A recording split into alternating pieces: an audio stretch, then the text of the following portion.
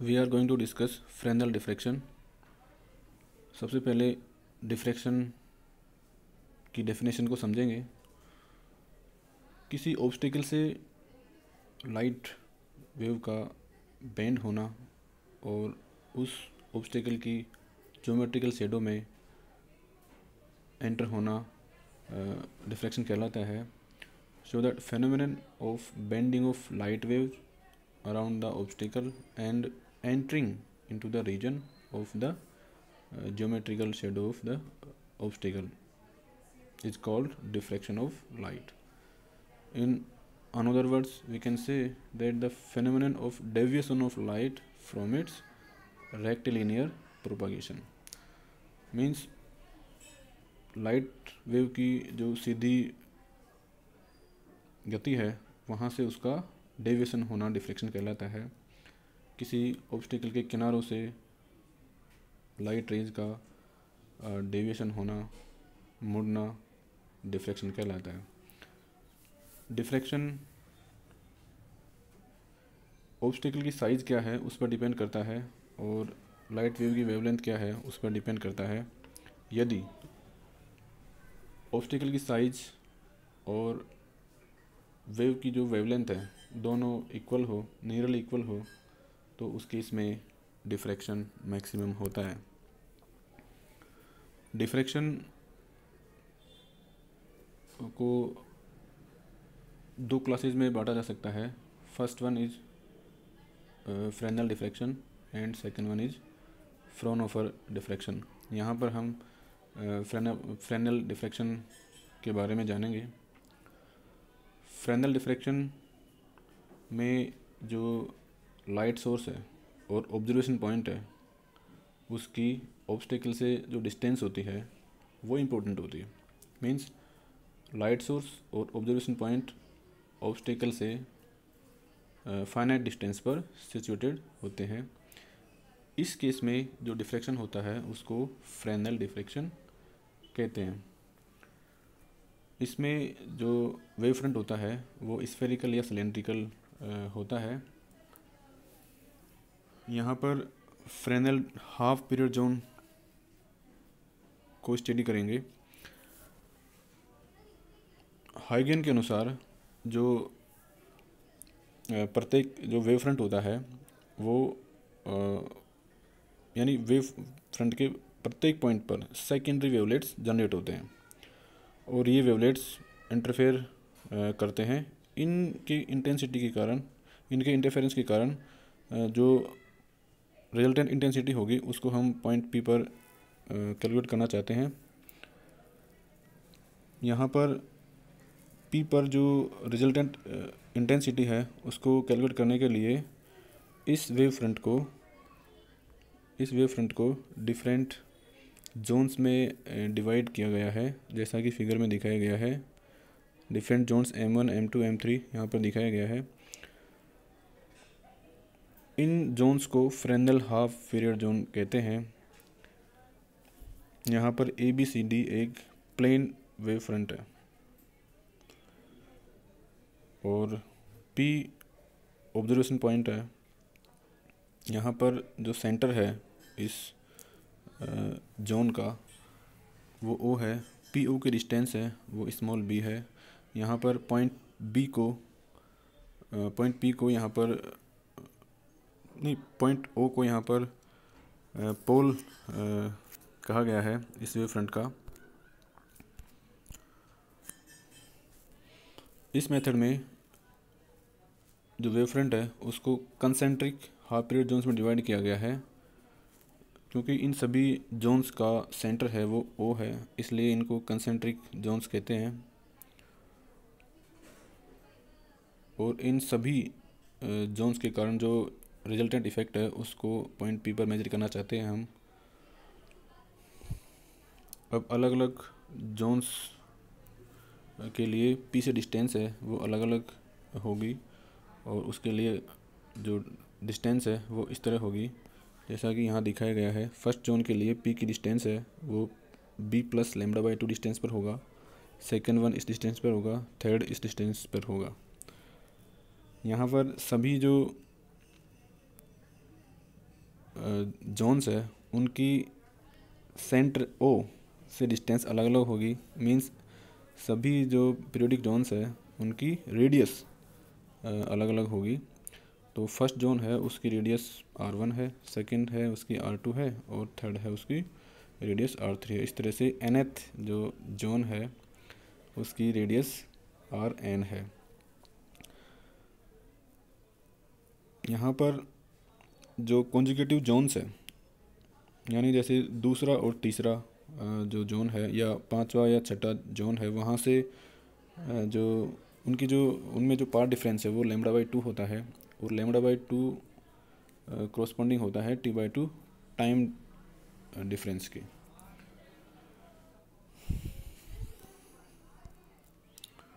अब हम half period zone nth half period zone की रेडियस को कैलकुलेट करेंगे। इसके लिए इस फिगर में n-1 और n के बीच में जो एनुलर है उसको दिखाया गया है। यहाँ पर O से P की डिस्टेंस B है, इसलिए यहाँ पर जो ट्राइंगल है OPMN उसमें उसके अनुसार हम लिख सकते हैं कि MNP² equals to OMN² plus OP²। इस तरह हमें सेकंड इक्वेशन मिल गई है। क्योंकि MP² है उसकी डिस्टेंस उसको हम MNP² है उसको हम B+N⁴/2 लिख सकते हैं। क्योंकि यहाँ पर इस जोन में जो फर्स्ट जोन का सेंटर है वहाँ से यानी O और P है उसकी डिस्टेंस B है, O से M2 है उसकी डिस्टेंस B+2λ/2 है। इसीलिए जो nth जो जोन है उसकी P से डिस्टेंस B+N⁴/2 है। इसको कैलकुलेट करेंगे, सोल्व करेंगे तो हमें इक्वेशन फर्स्ट मिलेगी। क्योंकि यहाँ पर लैम्बडा की वैल्यू बहुत कम है B के कंपैरिजन में, तो λ² को हम इग्नोर कर सकते हैं। फाइनली जो Rn है मीन्स जो रेडियस है nth हाफ पीरियड जोन की, वो इक्वेशन 2 से रिप्रेजेंट कर सकते हैं √NB⁴। मीन्स जो रेडियस है वो नेचुरल नंबर के स्क्वायर रूट के प्रोपोर्शनल होती है। मीन्स अगर n का मान बढ़ेगा, नंबर ऑफ जोन्स की जो कम संख्या है वो बढ़ेगी, तो रेडियस का मान बढ़ता जाएगा। Now average distance of nth half period zone from point P and consecutive zone of the path difference of wave eight point P। यहाँ पर जो एनुलर एरिया है n-1 और nth रेडियस के बीच में जो रेडियस है इनकी nth जो जोन है उसकी Rn है और n-1 वाला जो जोन है उसकी रेडियस Rn-1 है। तो जो nth जोन है उसकी पॉइंट P से एवरेज डिस्टेंस निकाल सकते हैं। यानी यहाँ पर एवरेज डिस्टेंस होगी PMN प्लस PMN-1 का हाफ। मीन्स P पॉइंट से nth जो जोन है उसके डिस्टेंस और P पॉइंट से n-1 जोन है उसके डिस्टेंस का हाफ, इन दोनों का एवरेज निकालेंगे तो हमें nth जोन की P पॉइंट से डिस्टेंस मिल जाएगी।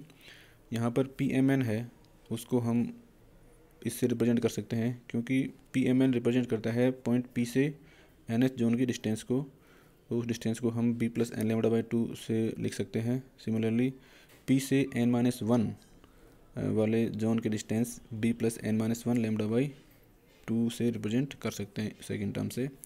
इसको सोल्व करेंगे तो हमें इक्वेशन 3 मिलेगी।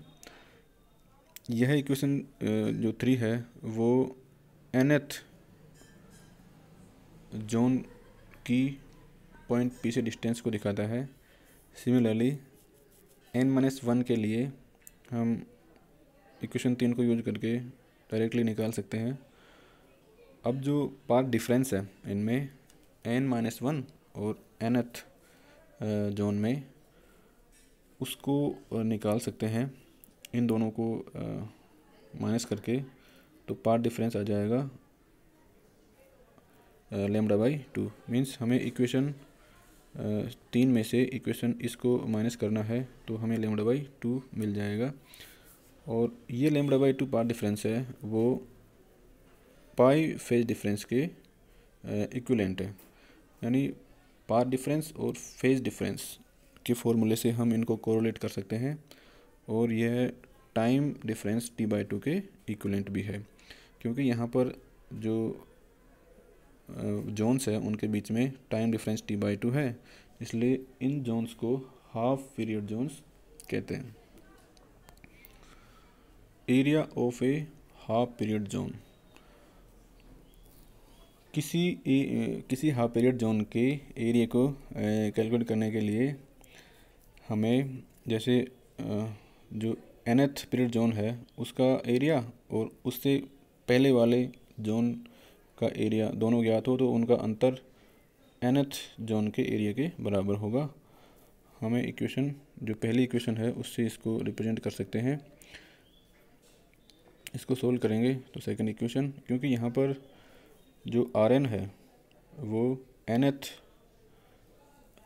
जो हाफ पीरियड जोन है उसकी रेडियस को रिप्रेजेंट कर रहा है, तो Rn की वैल्यू यहाँ से इस इक्वेशन में पुट करेंगे तो फाइनली जो Rn-1 है, इसी प्रकार से Rn-1 है उसको भी लिख सकते हैं। Rn और Rn-1 को इस इक्वेशन में पुट करने पर हमें ये मिल गई इक्वेशन, और इसको सोल्व करेंगे तो इक्वेशन 3 हम प्राप्त करेंगे। क्योंकि यहाँ पर लैम्डा स्क्वायर है, लैम्डा है वो बहुत कम है तो लैम्डा स्क्वायर और भी कम होगा, इसलिए इस इक्वेशन में हम जो सेकंड टर्म है ये वाली सेकंड टर्म है इसको इग्नोर कर सकते हैं। तो फाइनली जो एरिया है वो आएगा पाई बी लैम्डा, और इस पाई बी लैम्डा में n नहीं है, means this area the area of nth zone is independent of n, which means the area of each period zone is approximately the same and is equal to pi b lambda। यानी सभी जो half period Jones है उनका area समान होता है, nearly समान होता है, चाहे वह पहला हाफ पीरियड जोन हो, चाहे 5वां हो या फिर कोई सा भी हो। लेकिन यदि लैम्डा स्क्वायर वाली टर्म्स को हम नेग्लिजिबल नहीं माने तो उस केस में यानी उसको कंसिडर करें इक्वेशन 4 में, तो उस केस में n बढ़ने के साथ में जो जोन का एरिया है वो भी स्लाइटली बढ़ता जाएगा। Thank you.